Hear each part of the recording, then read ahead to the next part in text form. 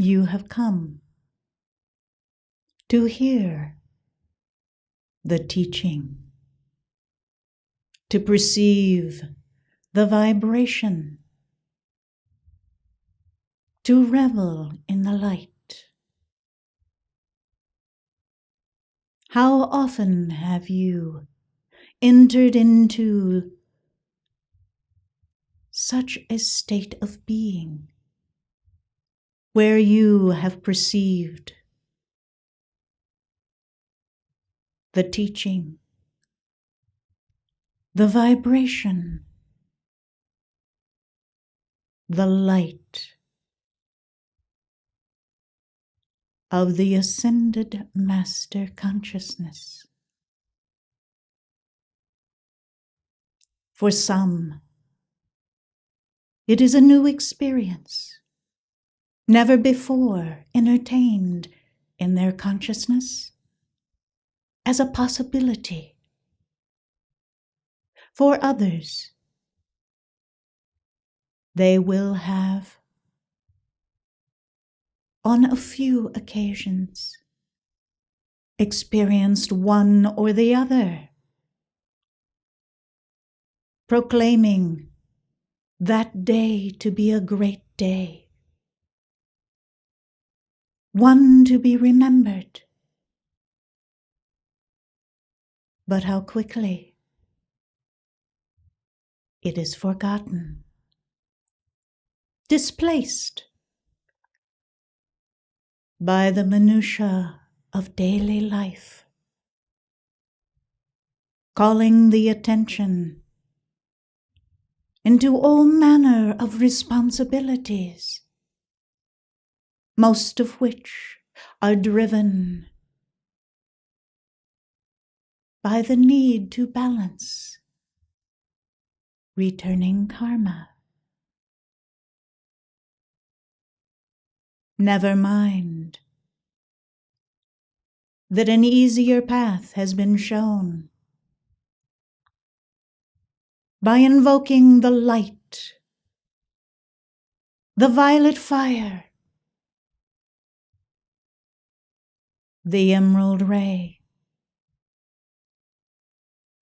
the purity of the white light, to balance that karma.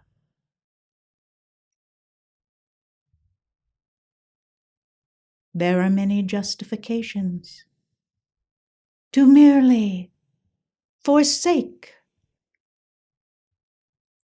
the spiritual disciplines and move about one's day, thinking surely you can push through another and another until those days become years, and the habit so established has pushed out of the consciousness even the desire to return to a greater spiritual discipline, invoking the light of God, communing in the presence of God, and balancing one's karma by releasing the fires of the heart, desiring of the presence of God to consume those transgressions against life.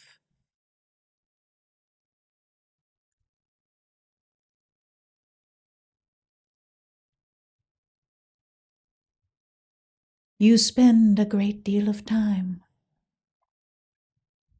exercising the body. You prepare the purest of foods to eat.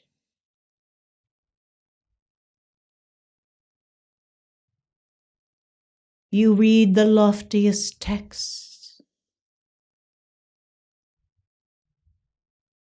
But what of the thoughts of the mind?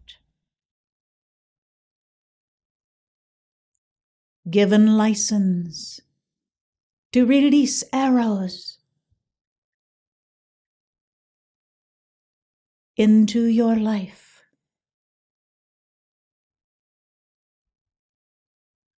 Arrows that are tinged with the poisonous thoughts of unreality, that swiftly return to catch you up in more unreality. Surely you have thought that your own thoughts of the mind were cloaked in secrecy, not known to others, therefore could be given the license and the unbridled discipline to continue on their trek. But blessed hearts, the very thoughts of the mind can be as a cancer within the body of the life stream when it is allowed to harbor those areas that are unhealthy, ungodly, sowing the doubt and fear into one's life. Perhaps you have thought that surely by the expression of your outer actions, or the very words of the mouth, you have carried out an intent that would override the thoughts of your own mind.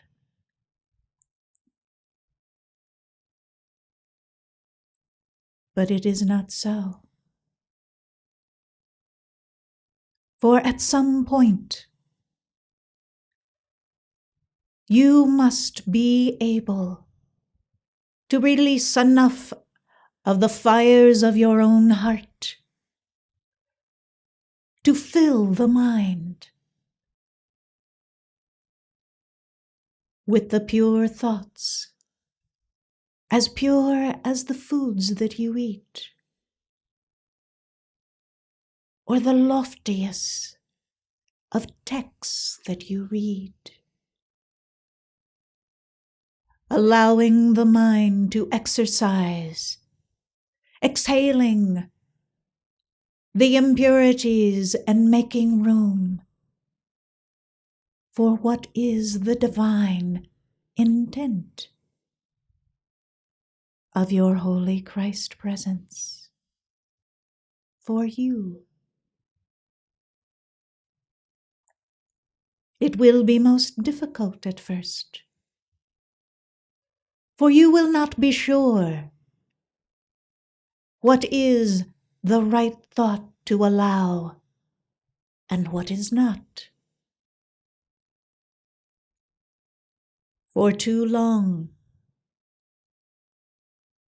there has not been the co-measurement within your own mind. So you must rely upon the heart. What does your own heart flame report to you? Surely you can believe the truth that is expressed by illumination's flame. But have you familiarized yourself sufficiently with that flame? Have you allowed for enough of the pure teaching, the pure intent of life, the pure consciousness of God to be absorbed into your own vehicles? Oftentimes, you have thrust away every vestige of truth so that you could allow your own human ego its comfort zone, holding on tenaciously to its abode. For surely if you were to let go, it would be displaced by a higher mind. And it would be the end of the human ego as you have known it. There are some that justify that it would be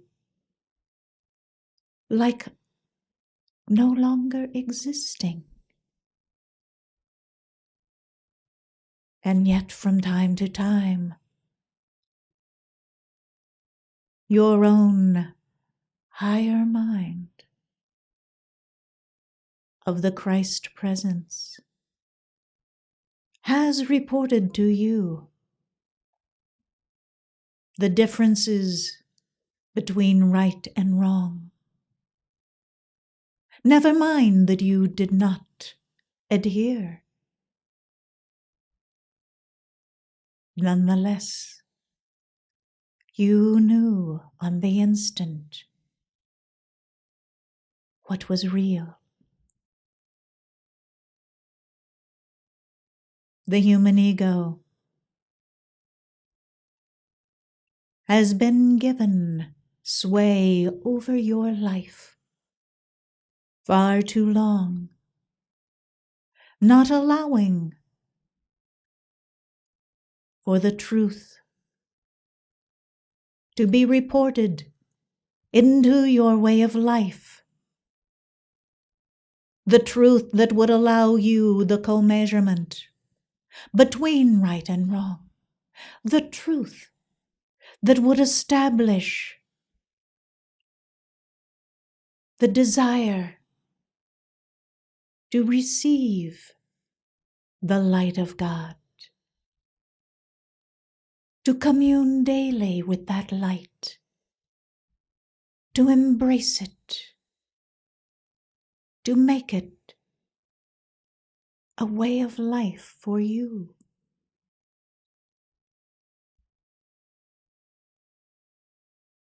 The presence of God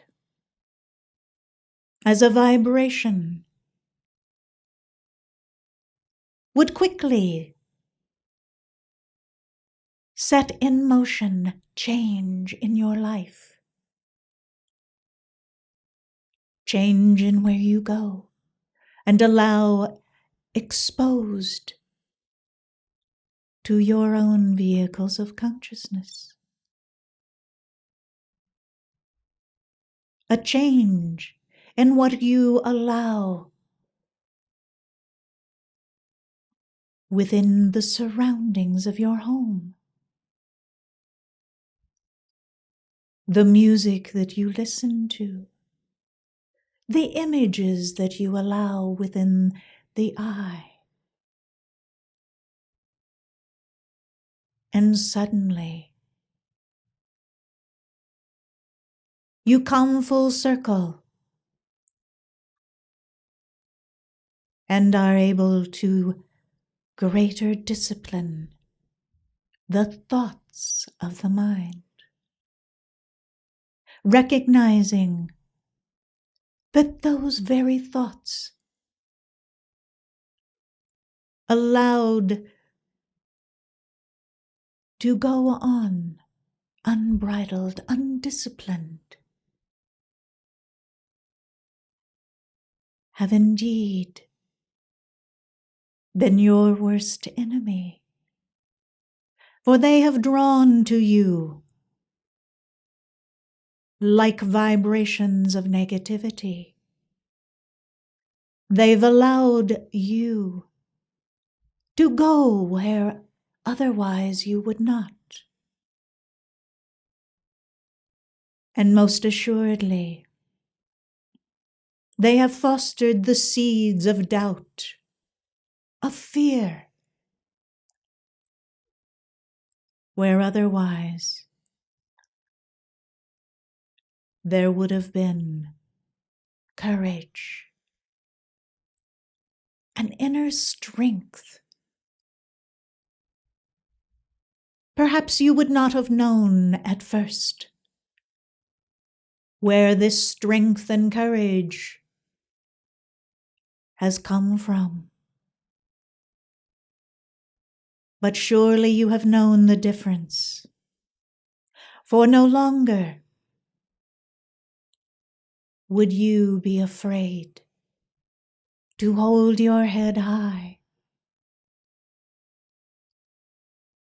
to stand erect and tall, filled with confidence, assured that the presence of God would point you in the right direction, and that you would know on the instant if you were veering from that path.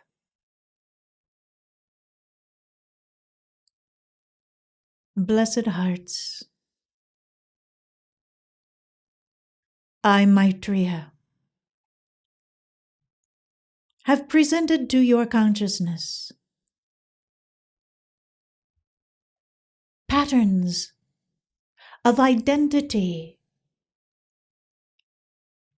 some of which you would desire to go into the flame and be no more, to be transmuted, and some that you could nurture. Allow to reside within your own temple, the temple of being, so that you might establish an abode for the presence of God.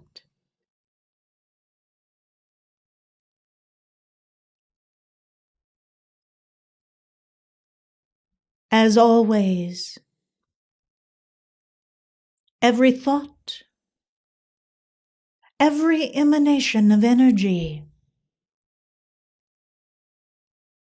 elicits a decision from you.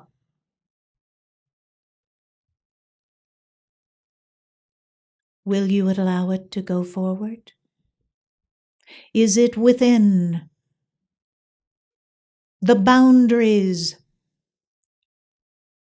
of the presence of God? Or is it outside of the vibration that reports to God in all of life? Health, well-being, joy, the abundant life.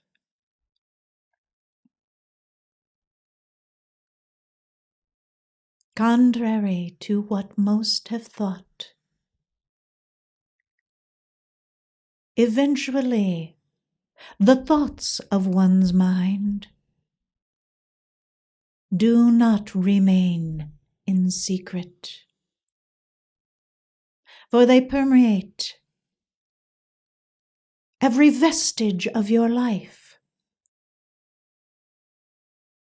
They set in motion even the smallest of details,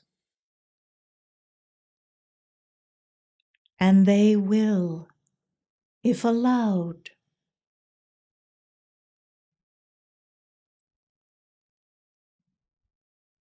combine and fortify one's own returning karma, adding to that karmic debt by refusing the will of God.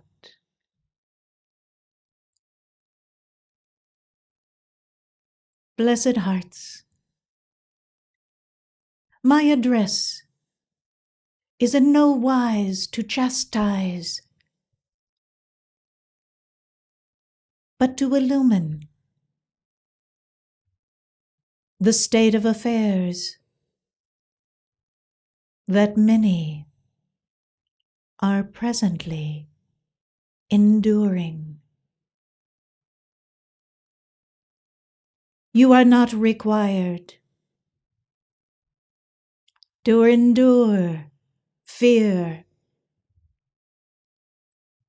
doubt, guilt, or any manner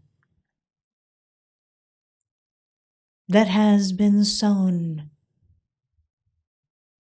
by the outer human vestige of life. This is why you have been given the teachings, plainly spoken, detail upon detail, of how you can begin to embrace a way of life that does not add or multiply one's karmic debt, does not feed into unreality, but uplifts your vibration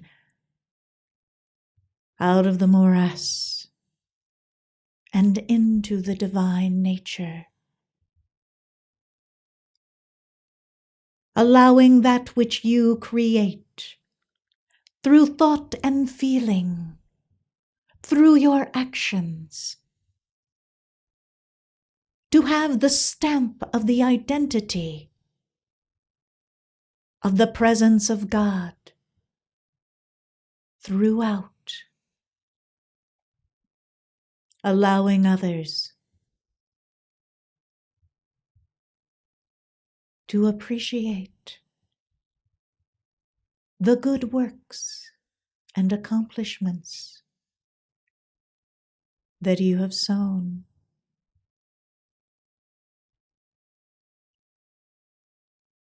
And if they are wise, they will look beyond those areas of transgression where unreality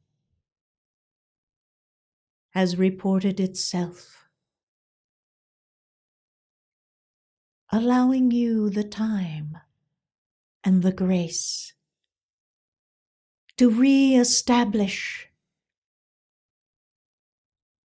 the foothold of your reality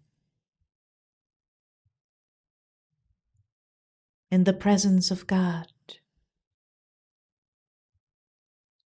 Oh, there are those that have made a religion out of humanity and its unreality. But at first blush, when the roseate hue of the love of God is released from your own heart flame to fill your chalice, to kiss the cells of your body, to caress the brow,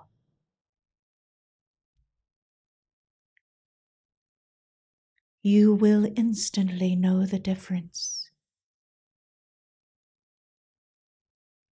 and you will desire to rush back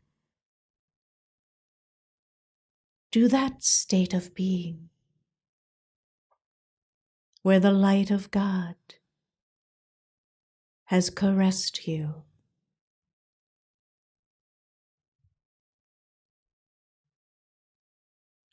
Each day, you are given new opportunity to exercise the wise use of the currents of life so that you might excel, returning the fullness of your consciousness to the light of God.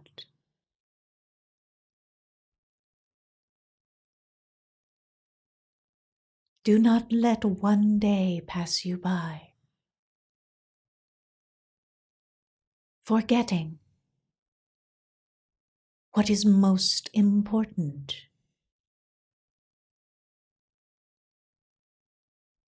Your mighty I Am presence and the light that you absorb of that presence in these outer vehicles you wear is the highest importance in your life.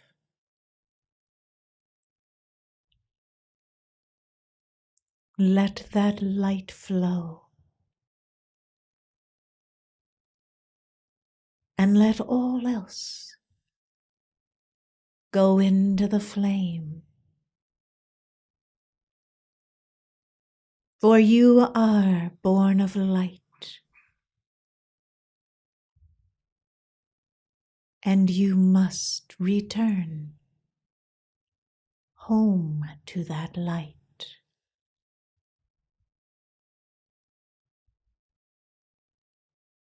Be at peace as you travel in consciousness to the heart of God.